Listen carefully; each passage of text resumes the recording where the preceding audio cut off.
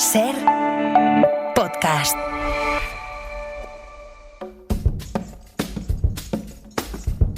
Hoy por Hoy Magazine.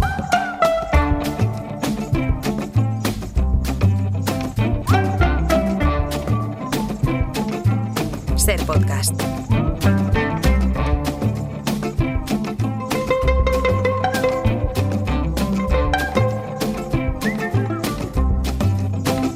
You know you better start making your apology. Eduardo Barba, buenos días. Buenos días, Ángeles, ¿cómo estás? ¿Qué te pasa? Nada, aquí que me está diciendo Brian que me toque la pelotilla.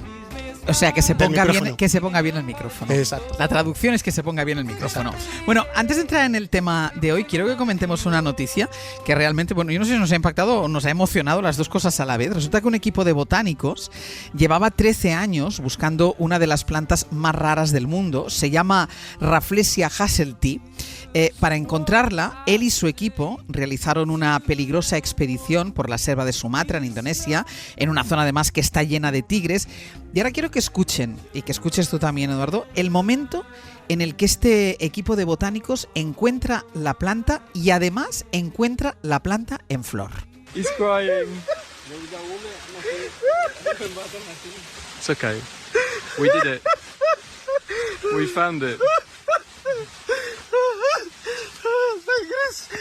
Pero es que están llorando. O sea, qué emocionante tiene que ser. Claro, piensa que es la culminación de una búsqueda de, según yo he leído, porque yo tampoco conocía la historia de esta Rafflesia, las Rafflesias hay muchas especies, pues era el fruto de una búsqueda de muchos años, de unos 13 años aproximadamente. O sea, 13 años pateándote la zona donde tú crees que puede haberla. Claro, y eso es como culminar un proyecto y una búsqueda incansable, ¿no? Hay que recordar que hay muchas personas, muchos científicos que van a la búsqueda de especímenes que quizás han desaparecido hace ya docenas de años para la ciencia y que de repente cuando se encuentran produce esta emoción. Yo viví una experiencia similar en Namibia hace 2 años con un colega, él es botánico y él está reclasificando todo un género completo de las hermanias. Es una planta más modesta que las Rafflesias, porque las Rafflesias a todo el mundo le sonará la Rafflesia arnoldii, no le sonará a lo mejor por el nombre. A todo el mundo, a todos los que estamos aquí nos seguramente, suena. Ahora seguro que alguien que está removiendo el café así, el segundo café. Pero, hombre, sí, la Rafflesia. Pues si le regalé una a mi suegra el otro día. Sí. Bueno, pues la Rafflesia arnoldii siempre es famosa y muy conocida porque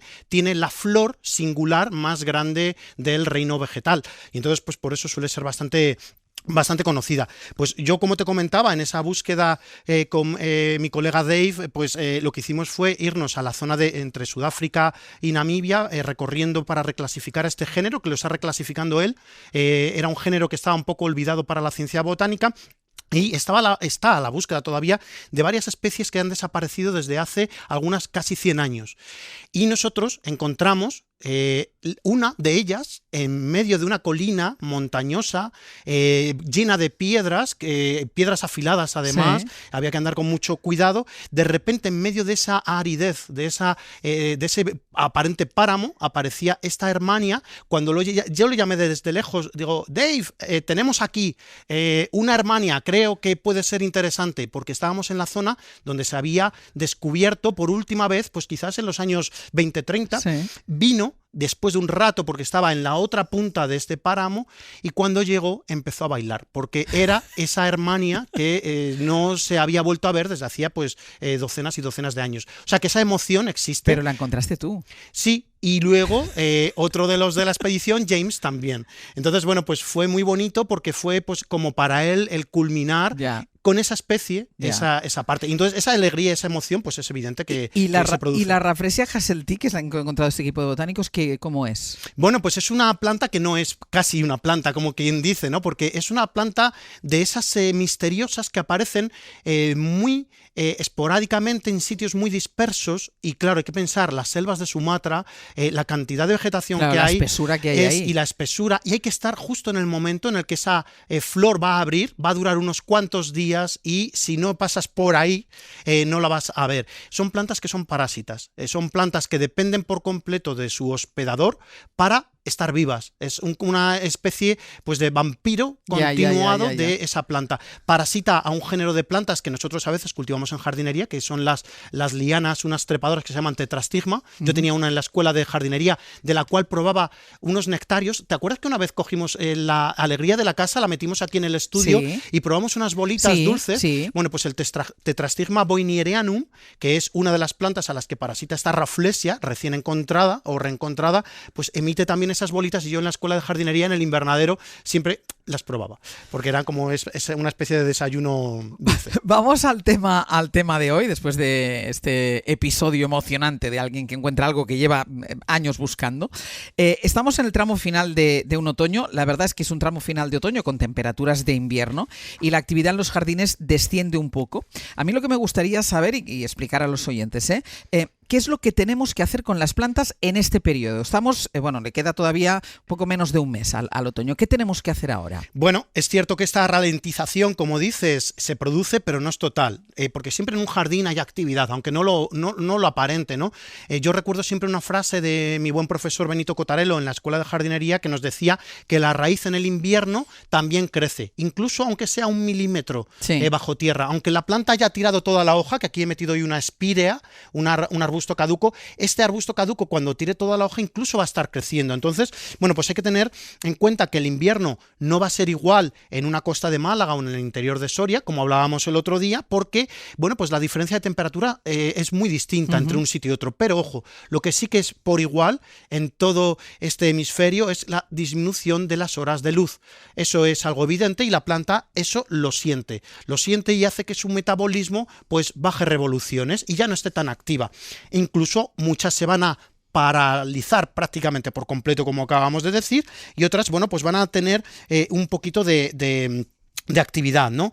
Eso sí, hay que tener en cuenta que estas horas de luz ya, aunque no solo son menos, sino que también son menos intensas, es decir, no van a quemar tanto a la planta. Entonces hay que buscar siempre en el interior la mejor orientación para nuestras plantas. O sea, las movemos. Exacto. Si ahora nos fijamos en las plantas de interior, hay que hacer una cosa que les va a ayudar a sobrepasar el invierno en mejores condiciones. Si nosotros tenemos esa planta en el interior un poco alejada de la ventana y tenemos la posibilidad de arrimarla, aunque sea 1 metro, aunque sean 20 centímetros, te digo, eso va a hacer que la planta tenga mayor absorción de energía. Entonces, arrimar las plantas de interior a las ventanas, que tengan mejor iluminación, eso va a hacer que la planta esté mucho más sana, mucho más vital en estos días. ¿Y qué hacemos con el riego en invierno para estas plantas que, llamamos de interior porque las tenemos dentro? Que ya hemos explicado 1000 veces que no existen las plantas de interior y de exterior, pero tenemos algunas que se cultivan mejor dentro. ¿Qué hacemos con el riego? Ser muy cuidadosos.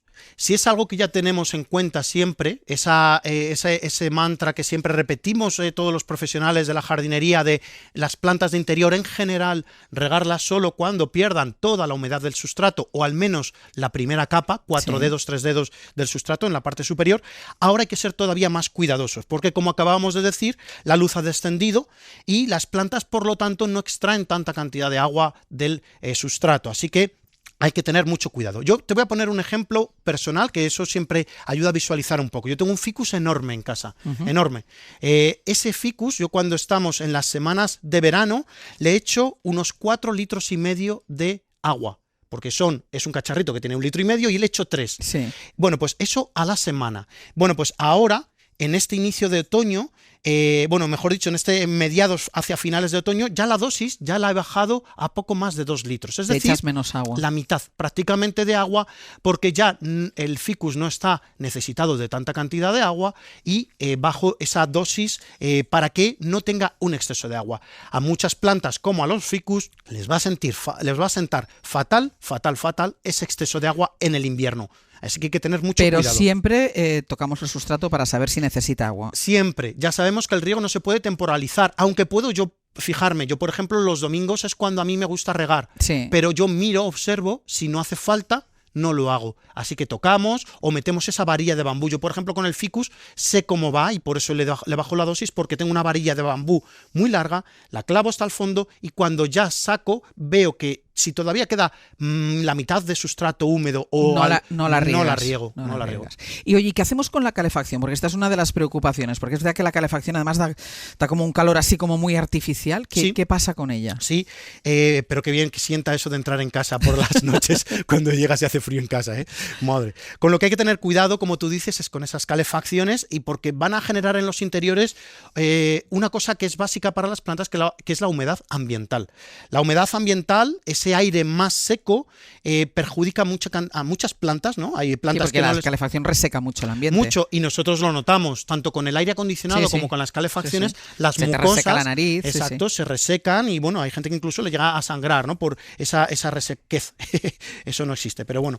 Ahí acabas de inventar. Muy bien. Así que tenemos que tener cuidado, sobre todo con las plantas que estén cerca del radiador. ¿Por qué? Porque si bien es cierto que la planta que está al lado del radiador, pues muy probablemente tampoco necesita tanta cantidad de agua, pero sí que va a evaporar más cantidad de agua por ese radiador cercano. Así que hay que estar muy, muy pendiente. Y hemos hablado del riego de las plantas que tengamos dentro de casa. ¿Qué hacemos con las que tenemos en el jardín o en la terraza? ¿Las regamos durante este último tramo de otoño? Muy bien, ahí lo que tendríamos que mirar es, de nuevo, no es lo mismo un Euskadi que el interior de Segovia o una Segovia capital, ¿no? Ahí tendríamos que estar pendientes de qué es lo que ocurre, porque podríamos pensar que porque el hecho de estar en el exterior, ya que llueva, pues ya es suficiente para no regar durante 2-3 meses, que eso yo lo he visto. Yo conozco jardineros que quizás incluso quitan las mangueras en el invierno pensando que no hay que regar. Bueno, pues eso es un error, porque hay que tener en cuenta que siempre la planta va a necesitar un punto de humedad en ese sustrato, en esa tierra, ¿no? Hay que tener en cuenta también que las raíces siempre tienen y necesitan un punto de humedad para poder hacer su metabolismo de manera correcta, ¿no?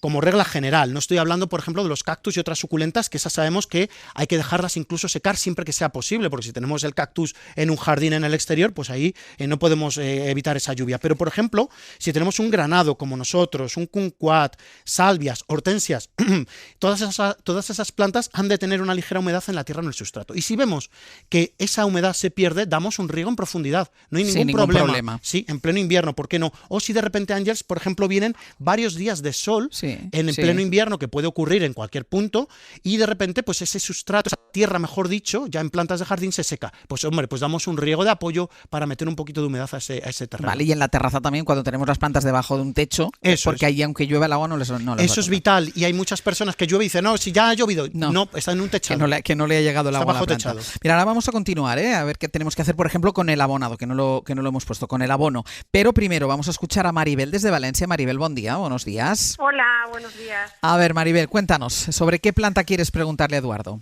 Pues es una planta que yo le llamo pata de elefante. No sé, vulgarmente será así, pero tendrá otro nombre.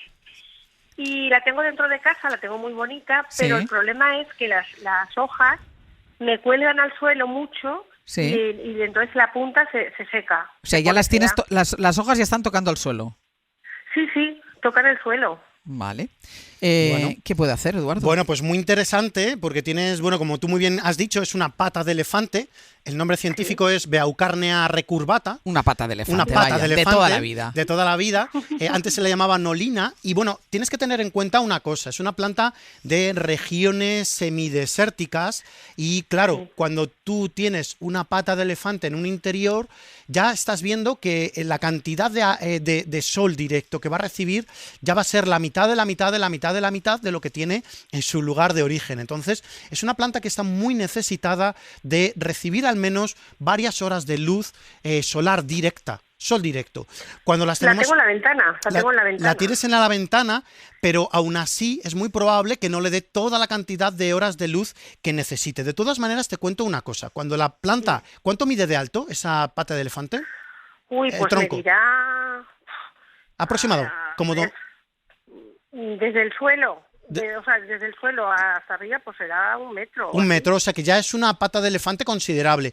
Hay un apellido que tiene la Beaucarnea, que es recurvata, y es por la manera que tienen esas hojas de recurvarse y de colgar. Cuando la planta es más pequeña, esas hojas suelen tocar con la punta en el suelo, no es algo negativo. Incluso pasa en los ejemplares adultos. Es una manera que tiene la planta de proteger ese tronco de la radiación solar. Es casi como que sus hojas actúan de sombrilla, y por eso tú las ves que están están tocando el suelo. Pero que toquen el suelo no tienen por qué ponerse marrones. Cuando toca el suelo, a veces puede ocurrir que se ponen marrones por ese contacto con el suelo. Yo a veces lo he visto.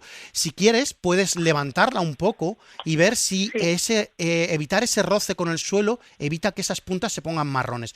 Si ves que sigue poniéndose marrones, puede que estés llevando a la planta a una sequedad pues más extrema y vuelve a regar. ¿Tú la estás regando convenientemente? Es decir, dejas que se seque el sustrato y luego vuelves a regar bien. Sí. Vale, Sí, pues, porque ya me dijeron que necesitaba muy poquita vale, agua. pues quizás es tan poquita agua la que le estás echando que quizás eso sea la consecuencia de esa reducción de la superficie foliar. Esa consecuencia de que las puntas de las hojas se pongan marrones. Así que cuando vuelvas a regar, métele un poco más de dosis, métele un poco más de agua y vuelve a dejar secar el sustrato para ver si esa evolución de puntas marrones se detiene. De todas maneras, ahora en el invierno, un poquito menos de dosis le viene siempre bien porque tiene menos cantidad de horas de sol. Y si la quiere levantar un poco para ver si cambian las hojas, porque no va a tocan quedar el más suelo. bonito también que no, Vale. que no arrastren en el suelo. Pues a Muy ver, Maribel, si solucionamos ese problema. ¿De acuerdo? Muchísimas gracias. Muy Venga, amable. hasta ahora. Y por cierto, no he preguntado, ¿y ahora tiene que abonarlo? ¿Ayudaría en algo a abonar? Bueno, las plantas de interior ahora hay que abonar siempre y cuando veamos que hay actividad. Yo si ahora tengo una planta de interior, ¿nosotros qué plantas de interior, por ejemplo, estamos abonando ahora? Pues por ejemplo la orquídea mariposa. La orquídea mariposa está echando ahora una hoja enorme nueva que por fin está volviendo a crecer y esa, por ejemplo, vemos que está en crecimiento activo. Entonces la tienes que alimentar un poco. Entonces la ayudo. Bajo un poco la dosis de abono, no le echo la dosis máxima que me recomienda el fabricante, sino que me voy a una dosis un poquito inferior para eso. Pero, por ejemplo, también en el exterior, los ciclámenes que tenemos en la terraza están en plena floración. Bueno, pues yo si quiero le puedo meter una dosis de abonado ligera para abonarlos. Hay que pensar que nosotros dimos un abonado de otoño en mediados de septiembre, con un abono rico en fósforo y en potasio y bajo en nitrógeno. Ese abono, como es orgánico, y yo lo conozco bien, dura unos 3 meses en ese sustrato. Es decir, ahora la planta, incluso aunque se esté yendo a dormir, ha aprovechado esa nutrición que le echamos ya en el mes de septiembre. Entonces, estas plantas que siguen activas también siguen aprovechando esa nutrición que le dimos. Entonces, si vemos actividad en alguna planta, la abonamos. Sí. No con tanta cantidad, pero la abonamos. Y si está parada, pues no. Nada. Y como si nosotros estamos dormidos. ¿Y las no podamos? Comemos. Las podamos siempre y cuando sepamos qué planta es. Aquí hay un riesgo. Y es que eso es una de las cosas que más miedos nos da a los jardineros, que es, he podado la planta, pero si todavía no había tirado la hoja. No puedes podar una planta que está en retirada. Mira, o sea, esta aquí, planta que se le están cayendo las hojas, Sí. esta planta tú no la podarías. Aquí ahora mismo sobre la mesa del estudio tenemos una Spirea japonica. Es una planta, un arbusto leñoso de flores bellísimas durante muchos meses, que ahora mismo tiene todas las hojas de color como mínimo amarillento y algunas incluso rojizo. Y se le van cayendo. Y se le están cayendo. Yo ahora este arbusto yo no lo puedo podar. ¿Por qué? Porque lo que está haciendo el arbusto es recuperar toda la energía que he invertido en formar esta superficie foliar. Todas estas hojas las está reabsorbiendo. Vale. Entonces tenemos que esperar a que el arbusto se vaya a dormir por completo. Y en cuando ese ya caso, no le queden hojas. Cuando ya no le queden hojas. Y en ese caso podaríamos. Pero, ¿por qué podar? Esa es la primera pregunta que se tiene que hacer cualquier persona. ¿Por qué necesito podar este árbol? ¿Por qué necesito podar este arbusto? Y es imprescindible saber la especie. Si tú no sabes la especie de planta que tienes entre manos, por favor, la tijera Pero yo creo no se que mete. mucha gente lo que hacemos es podar por estética, porque solo cuando quedan los troncos dices, voy a cortar esto. Pero hay que acostumbrarse a esa desnudez. La desnudez en las plantas también es bonita y tenemos que acostumbrarnos a esa estética. Entonces, hay que podar solo y cuando sepamos el por qué se poda y por qué lo necesita. Y, imprescindible, la especie. Si yo no sé la especie, no meto la tijera, pregunto a un profesional, me voy al vivero con una foto, nos llamáis, vale, lo que sea. Vale. 2 cosas, pero en una frase, ¿eh? Tareas que haya que hacer ahora mismo. Bulbos. Lo ahora dijimos es el otro día también. Si queréis plantar bulbos, hoy, esta semana, vale. ya. Y ir a un vivero, a una floristería y comprar alguna planta de flor para meter color en nuestro balcón. ¿Tipo planta? Pues mira, los ciclámenes que hemos dicho antes. Pongamos color a los jardines, que no solo tiene que haber el color de la Navidad, que puede haber el color natural, no solo artificial. Hasta la semana que viene. Hasta la semana que viene, Ángels.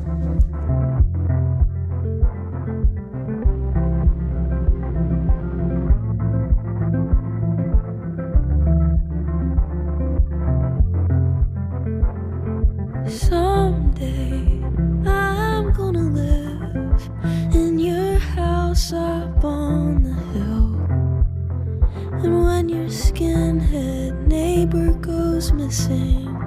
I'll plant a garden in the yard, then they're gluing roses on a flatbed. You should see it, I mean thousands. I grew up here till it all went up in flames, except the notches in the door frame. Para no perderte ningún episodio, síguenos en la aplicación o la web de la SER, Podium Podcast o tu plataforma de audio favorita.